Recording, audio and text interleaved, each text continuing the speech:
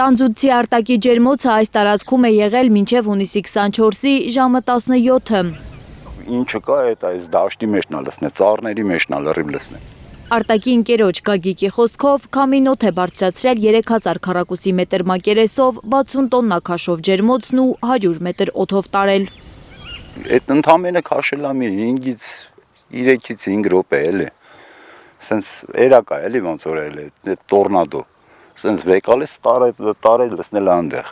Մի 100 մետրից ավել է։ Քամին այնքան ուժեղ է եղել, որ ջերմոցի բետոնե հիմքն է հողից հանել։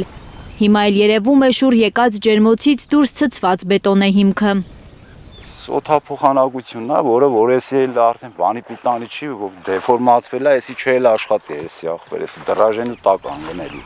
Վերականգնման ենթակա չէ ջերմոցը, վստահեցնում է Գագիկը։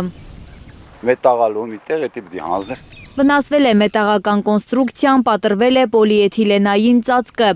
Քամու սկսվելուց կես ժամ առաջ էր արտակը ջերմոցի աշխատողներին արմավիր տարել։ Բախտներս մի տեղ գոյն է տեղ բերելա, որ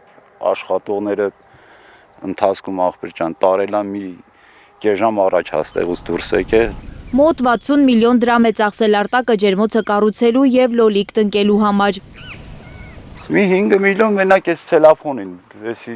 այն ամենավերջի, այն ամենաուժեղ ցելոֆոնն է, իսրայելական ցելոֆոնն է։ 20 օրից պետք է առաջին բերքը հավաքեին, հիմա ջերմոցի մեջ եղած լոլիկն էլ է փչացել։ Բերքը հեսա տենում ես ինքը սենց լրիվ հանելա, պոկելա, ինքը արդեն կապած լրիվ պատրաստ, բերքը վրան հենա, կախածա լրիվ ջերմոցի վրից ախպեր ջան։ Ծրված, ջարդված խողովակներն են դաշտի տարբեր մասերից բերում մի տեղ հավաքում, մարզպետարանից եկել ու գույքագրել են վնասը, հույս ունեն, որ կօգնի կառավարությունը։ Եկան ասին, տեսնենք ինչա, կանչել են, այդ ընկերոջս կանչել են, ասել են կգա, տենանք հաղու արշիվ անենք, չափ ու ձև անենք, տենանք ինչա, ոնց ալելու, կոնկրետ, բայց ոչ մեկ